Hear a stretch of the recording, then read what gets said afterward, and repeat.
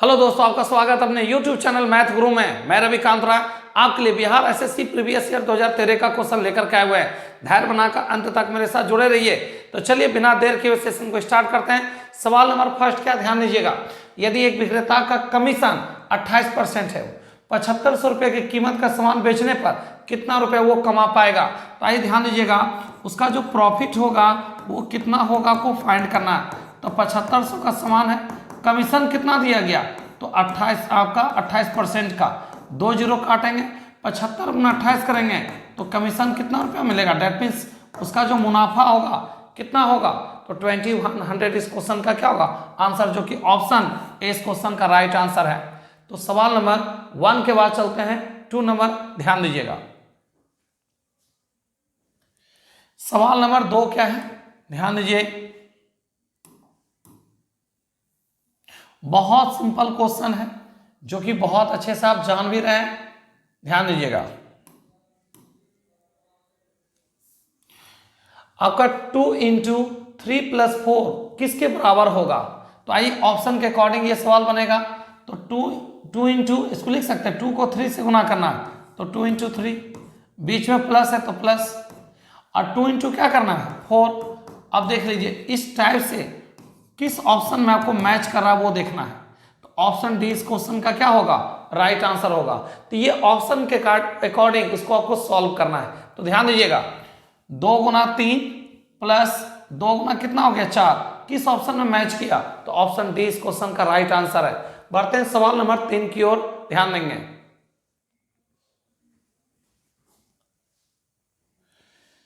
सवाल नंबर 3 क्या है,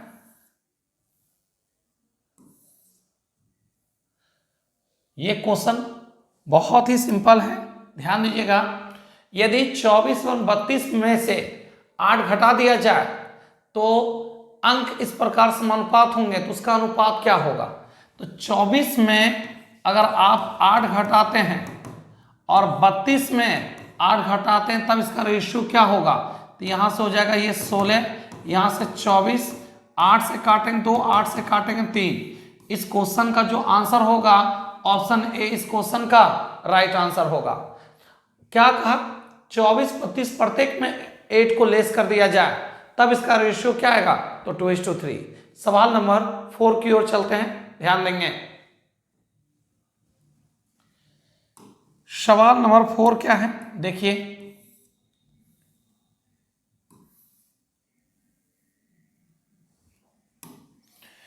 कहता है एक कक्षा में 50 छात्रों द्वारा प्राप्त कुल अंक 2624 है। इस कक्षा में एक छात्र द्वारा प्राप्त औसत अंक क्या होगा आपको फाइंड करना है। दैट मीन्स एवरेज निकालना है। एवरेज का नियम तो जानते हैं, sum of observation by number of observation, कुल योग बटे कुल संख्या।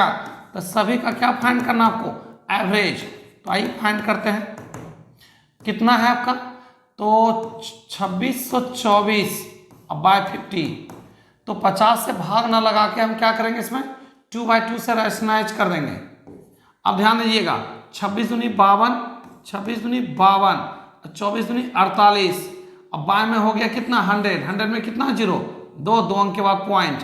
यही इसका आंसर होगा जो कि ऑप्शन बी इस क्वेश्चन का राइट आंसर है। ध्यान दीजिएगा कुल योग बटे कुल संख्या एवरेज, 50 से भाग ना लगा के हम 2/2 से रैशनलाइज कर दिए, बन जाएगा ये क्या। आप बेस को 10 बनाइए, 100 बनाइए, 1000 बनाइए, आप 10,000 बनाइए। उससे आसान क्या होगा कि आपको सिर्फ पॉइंट लगाना होगा। डबल करके 2 अंक के बाद क्या किया पॉइंट लगा दिया, आंसर 52.48। सवाल बढ़ते हैं 5 नंबर की ओर।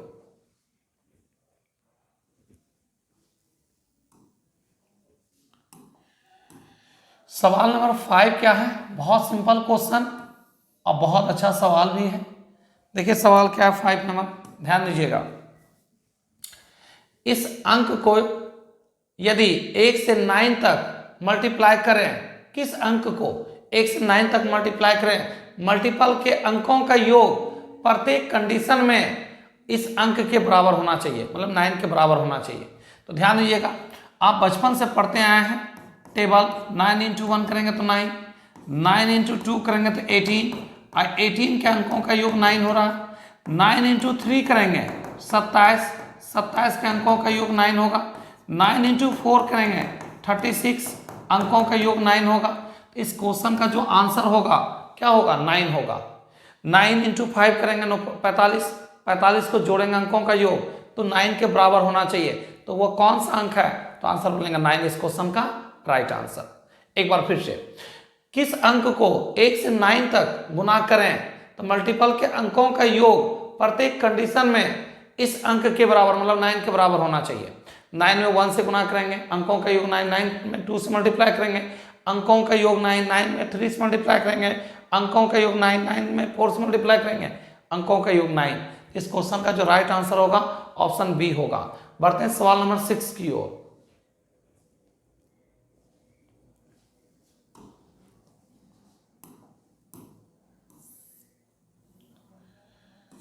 बहुत सिंपल क्वेश्चन, सवाल क्या है, बहुत लॉजिक सवाल है। इस अंक के अतिरिक्त प्रत्येक अंक के न्यूनतम 2 कारक फैक्टर होंगे। तो ध्यान दीजिएगा, आपका 10 का भी 2 फैक्टर होगा, आपका 5 का 1 इंटू 5, लेकिन 1 का केवल 1 ही फैक्टर होगा।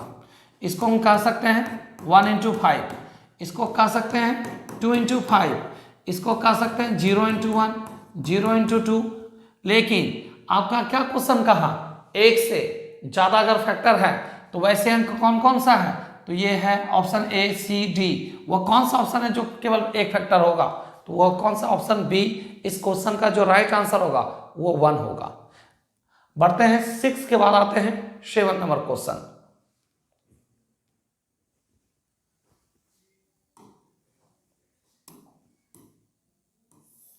सवाल क्या है, प्रथम 25 सम संख्याओं के योग क्या होगा। सम, और ध्यान दीजिएगा सम संख्या का जो सम होता है ना, इवेन नंबर का सम, किसका, इवेन नंबर का सम का बात कर लें तो होता है n into N plus 1। n का मान कितना है 25, अब 25 प्लस 1 26, 25 गुना 25 625 और प्लस 25 650। इस क्वेश्चन का जो आंसर होगा ऑप्शन ए इस क्वेश्चन का राइट आंसर होगा। इवेन नंबर का सम का फॉर्मूला होता है n इंटू एन प्लस 1, और नेचुरल नंबर का जो होता है सम का फॉर्मूला होता है n इंटू एन प्लस 1/2। ये नेचुरल नंबर हो गया, ठीक है। और ऑड नंबर का सम का जो फॉर्मूला होता है वो क्या होता है, तो n स्क्वायर होता है। क्या होता है, n स्क्वायर होता है। लेकिन आपसे पूछा है प्रथम 25 सम संख्याओं का योग क्या होगा, तो सम का फॉर्मूला क्या होता है n into N plus 1, 25 plus 1 26 इस क्वेश्चन का राइट आंसर। 26 इंटू 25 650 इस क्वेश्चन का राइट आंसर है। तो बढ़ते हैं 7 के बाद 8 नंबर सवाल।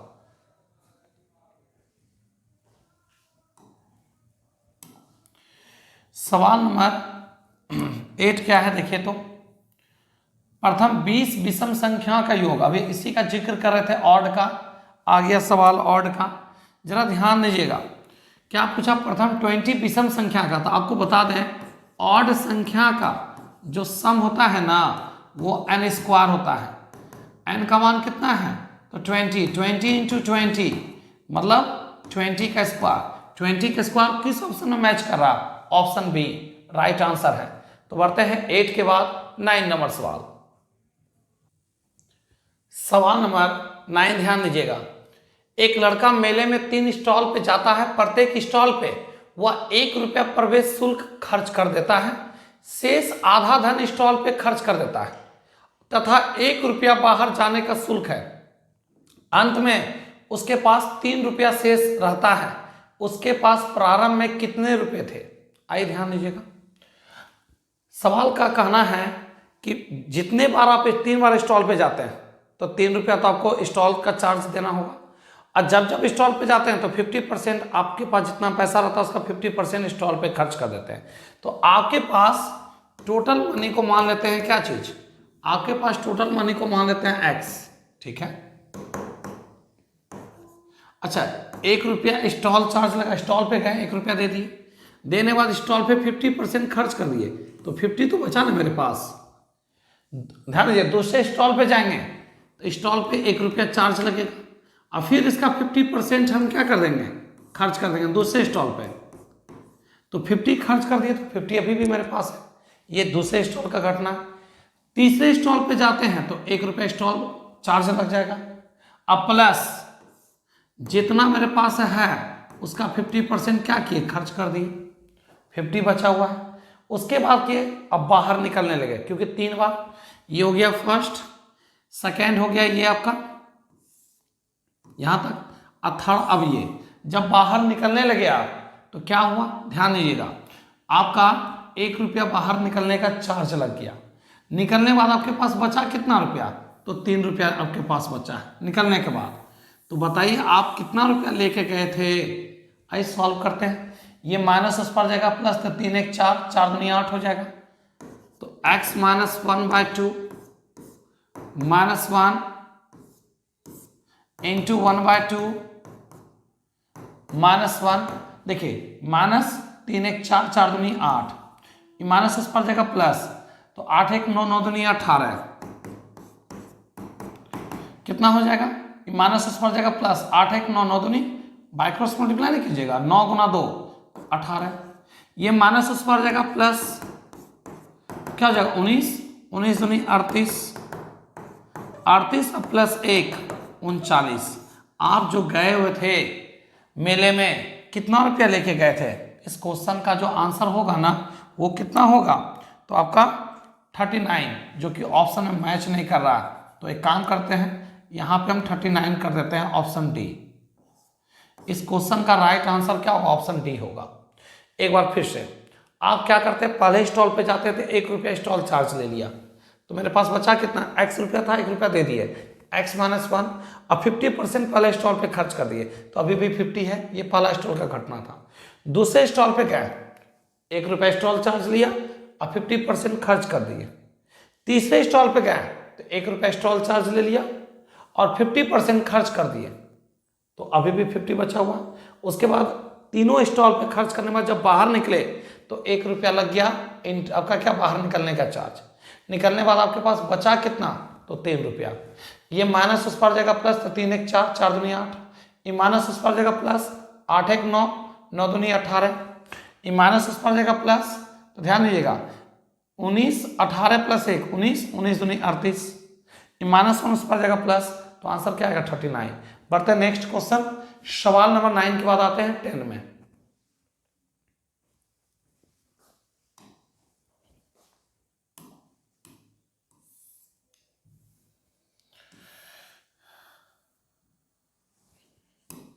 सवाल क्या है, किसी परीक्षा में उत्तीर्ण करने के लिए कुल अंकों का 36% अंक लाना था।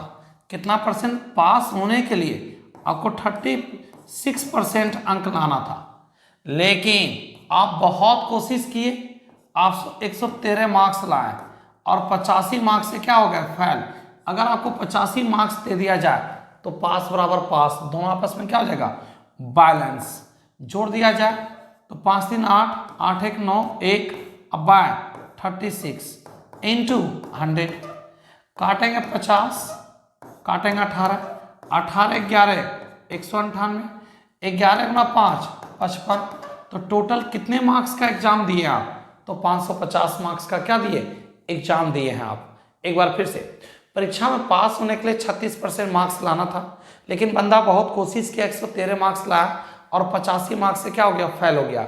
अगर 85 मार्क्स दे दिया जाए तो पास बराबर पास, तो टोटल एग्जाम कितने मार्क्स का था, तो 550 का।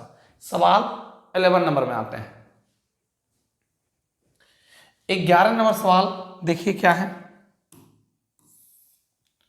अच्छा क्वेश्चन है और आसान सवाल है, ध्यान दीजिएगा। क्वेश्चन नंबर 11, एक कक्षा में 18 लड़के हैं, 160 सेंटीमीटर लंबे हैं, यह कुल छात्रों का 3/4 है। ध्यान दीजिएगा, टोटल स्टूडेंट का 3/4 है, जो कि संख्या में 18 है। 18 में लगाएंगे 3 से भाग 6 बार में, तो टोटल बच्चों की संख्या 24। अब इसमें क्या कहा गया कि जितने भी छात्र हैं उसका 3/4 जो है ना, क्या है वो, जितने भी छात्र उसका 2/3 बॉय हैं, तो गर्ल्स की संख्या पूछा आपसे, किसकी संख्या, गर्ल्स की संख्या। तो जितने भी स्टूडेंट हैं, एक बात बताइए, आपका 2/3 क्या है, बॉयज हैं, तो 1/3 कौन होंगे, गर्ल्स। तो गर्ल्स की संख्या कितना, तो 8। यही इसका क्या होगा आंसर, जो कि ऑप्शन सी इस क्वेश्चन का राइट आंसर है। नहीं समझे? फिर से कहता है एक कक्षा में 18 बॉयज है, ठीक है, यह कुल छात्रों का 3/4 है। टोटल स्टूडेंट का 3/4 कौन है? छात्र। और छात्र की संख्या 18, टोटल बच्चों की संख्या जिसमें गर्ल्स बॉयज दोनों हैं 24। कहा क्या 2/3 बॉय हैं, तो जितने भी स्टूडेंट हैं 2/3 मतलब 3 में 2 बॉयज हैं तो 1/3 कौन होगी? गर्ल्स होगी। तो गर्ल्स की संख्या कितना? 8। सवाल है 11 बाद, चलते हैं 12 नंबर सवाल में। सवाल नंबर 12, ध्यान दीजिएगा। 12 नंबर क्या है क्वेश्चन, नोटिस कीजिएगा। एक परीक्षा में प्रत्येक विद्यार्थी या तो भौतिकी या तो गणित दोनों के लिए 65.8% भौतिकी में और गणित का छूट गया 59.2% स्टूडेंट गणित में अंक प्राप्त किए हैं। यदि कुल विद्यार्थी की संख्या 2000 हो तो फिजिक्स और मैथ इन दोनों को जोड़ दिया जाए तो फिजिक्स का है 65.8% और मैथ का ये क्या चीज का है? तो फिजिक्स का, ये फिजिक्स का, ये क्या है? तो मैथ का 59.2, ठीक है। ये क्या है? तो फिजिक्स का, ये क्या? मैथ का। ओवरऑल जोड़ दिया जाए तो 8 2 10 के 0 रिमाइंडर 1, 9 5 14 1 15 5 रिमाइंडर 1, 6 5 11 1 12। ध्यान दीजिएगा 100% से कितना स्टूडेंट अधिक है? तो 25% बच्चे ऐसे हैं जिनको फिजिक्स और मैथ दोनों में पास है, और ऐसे बच्चों की संख्या आपको निकालना है। तो आप फाइंड कर लीजिए, टोटल बच्चे क्या हैं? 2000 है। इसका 25% ऐसे बच्चे हैं जो दोनों विषय में क्या है? वो पास है। ध्यान दीजिएगा, सॉल्व कर दिया जाए 2 0 कट जाएगा। टोटल कितने बच्चे हैं दोनों विषय में? तो 500 बच्चे हैं। आपसे पूछा कितने बच्चे ने गणित तथा भौतिकी दोनों लिए हैं, तो फिजिक्स और मैथ लेने वाले क्या है? फिजिक्स प्लस मैथ लेने वाले कितने कैंडिडेट हैं? तो 500 कैंडिडेट है, जो कि ऑप्शन बी इस क्वेश्चन का राइट आंसर है। 100% में कुछ फिजिक्स और कुछ मैथ, 100 से जितना ज़्यादा है वैसे बच्चे हैं जो दोनों विषय वो सिलेक्ट किए हैं। तो वैसे बच्चों की संख्या कितना? 100 से कितना ज़्यादा? 25% छात्र ऐसे हैं जो फिजिक्स और मैथ दोनों सेलेक्ट किए हैं। तो ऐसे बच्चों की संख्या कितना? तो टोटल कॉलेज में 2000 बच्चे हैं, उसके 25% क्या है? फिजिक्स और मैथ दोनों लेने वाले। ऐसे बच्चों की संख्या, आंसर बोलेंगे 500। क्या बोलेंगे आंसर? 500। पढ़ते नेक्स्ट 13 नंबर सवाल में आते हैं। सवाल नंबर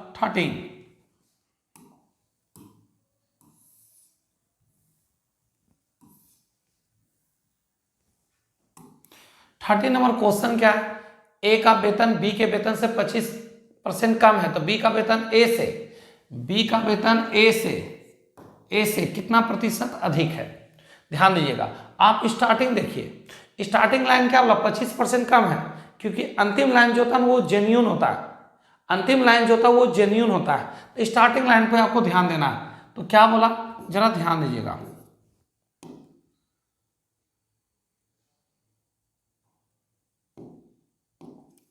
ध्यान दीजिएगा, ए का वेतन बी के वेतन से 25% कम, तो 25/75, 25 कम ना है, इंटू 100। सॉल्व करिए, काटेंगे 3, जिसको बोलेंगे 33.1/3%, जो कि ऑप्शन सी इस क्वेश्चन का राइट आंसर है। देख लीजिए, ए का वेतन बी के वेतन से कितना कम है? 25, ये 100, तो ये 75। बी का वेतन ए से कितना ज़्यादा है? तो 25, किससे? तो 75 से, इंटू 100 में कितना? किससे? तो 75 से इंटू 100 में कितना? काटेंगे 3, इसको बोलेंगे 33.1/3%। अब जरा समझिए आप लोग, ध्यान दीजिएगा।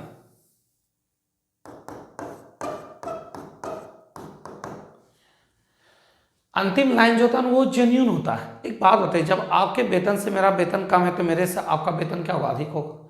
ये जेन्यून बात है। स्टार्टिंग लाइन देखना, क्या 25% कम बोला? तो 25/75 इंटू 100। क्या 25% ज़्यादा बोला? तो 25/125 इंटू 100। अंतिम लाइन जो होता है वो जेन्यून होता है, उस पर ध्यान नहीं देना आपको। तो बढ़ते हैं नेक्स्ट क्वेश्चन, 13 के बाद आते हैं 14 नंबर सवाल में।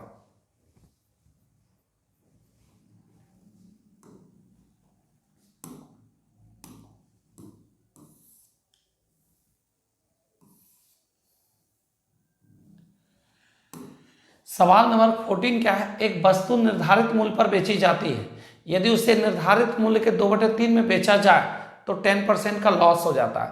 तो निर्धारित मूल्य पर बेचने से कितने का लाभ होगा? सेलिंग प्राइस का 2/3 मूल्य में सेल करने से 10% का नुकसान हुआ। 10 नुकसान हुआ तो पेमेंट क्या लेंगे? 90। आइए ध्यान दीजिएगा, इससे काटेंगे 45 गुना 3 135।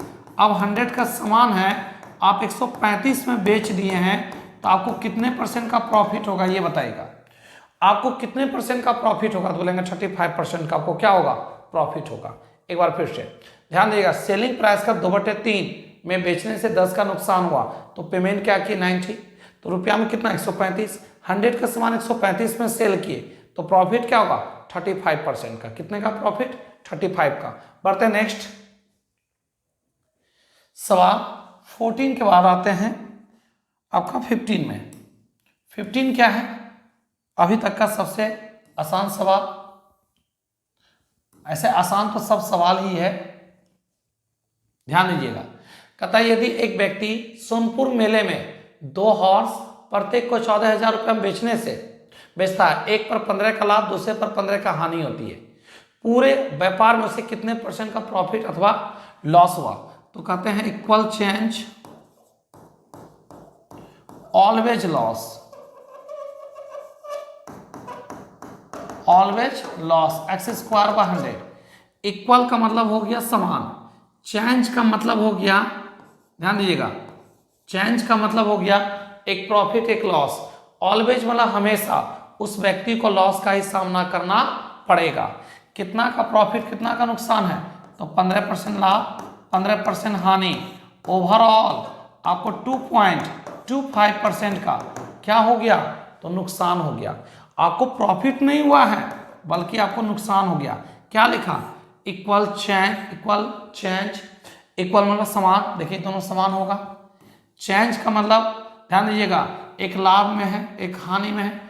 ऑलवेज मतलब हमेशा, जब भी ऐसा रहेगा उस व्यक्ति को लॉस का सामना करना पड़ेगा। तो आंसर क्या होगा? 2.25% का नुकसान। बढ़ते नेक्स्ट सवाल 15 के बाद 16 नंबर देखिए। 16 क्या है? ध्यान दीजिएगा,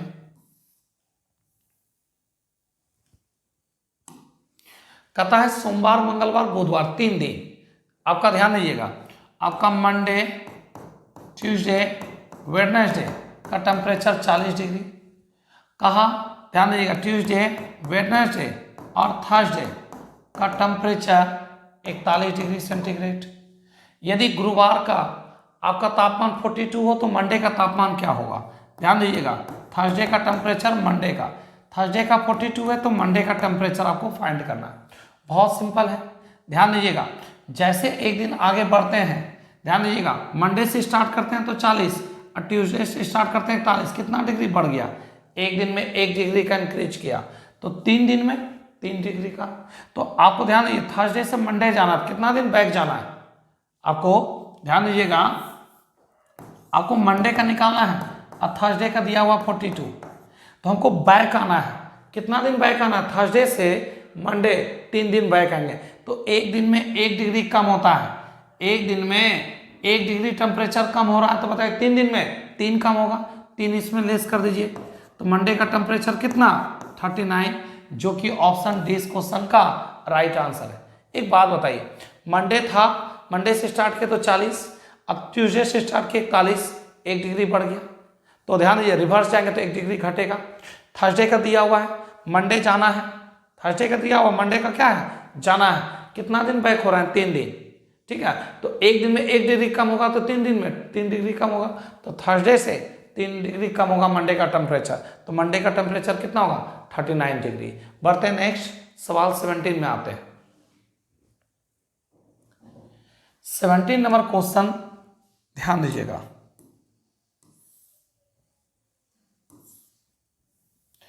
चीनी का मूल्य 10% सस्ता हो जाने से एक परिवार चीनी का खपत कितना बढ़ा दे ताकि खर्च में कोई भी वृद्धि ना हो?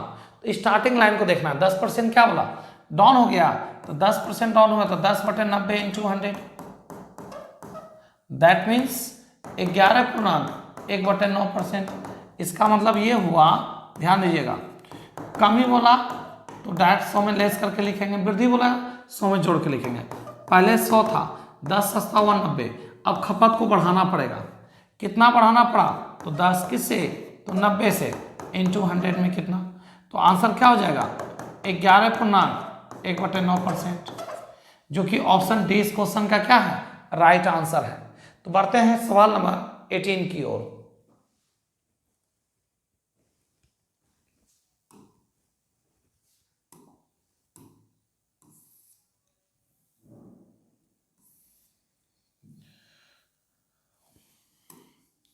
सवाल नंबर 18 क्या है? ध्यान दीजिएगा, यदि कक्षा में 32 गर्ल्स है और गर्ल्स और बॉयज का रेशियो दे चुका है, गर्ल्स और बॉयज का रेशियो दे चुका है 16:9, तो कहता है कक्षा में कितनी प्रतिशत गर्ल्स है। आपको बोला गया किसका निकालने के लिए? तो गर्ल्स का फाइंड करने के लिए बोला गया। किसका फाइंड करने के लिए बोला गया आपसे? तो गर्ल्स का फाइंड करने के लिए बोला गया। तो आइए ध्यान दीजिएगा, तो आइए गर्ल्स का फाइंड करते हैं। यहां पे गर्ल्स कितनी है? तो 16 गर्ल्स है, टोटल कितना में? तो 25 में। अब परसेंट लाने के लिए क्या करेंगे? 100 से। आपको संख्या निकालने की जरूरत नहीं, परसेंट में न लाना है। रेशियो रुपया दे सकता है तो रेशियो परसेंट भी दे सकता है। तो यहाँ गर्ल्स की संख्या कितना है? 16 है। कुल कितना में? 16 9 25 में इंटू 100 में कितना? इससे काटेंगे, क्या बोलेंगे? 64%, जो कि ऑप्शन सी इस क्वेश्चन का राइट आंसर है। सवाल था 18, अब आते हैं 19 में।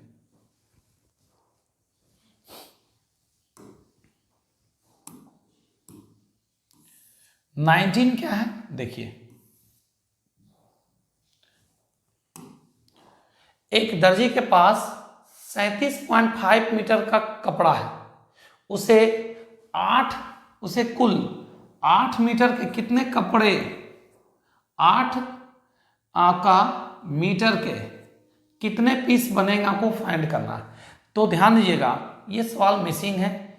एक दर्जी के पास 37.5 मीटर का कपड़ा है, 1 मीटर में 8 पीस बनता है, तो बताइए 37.5 मीटर में कितने कपड़ा बनेंगे? ये होना चाहिए। फिर से मेरी बात को ध्यान दीजिएगा, एक दर्जी के पास 37.5 मीटर का कपड़ा है, उसे कुल, 1 मिनट,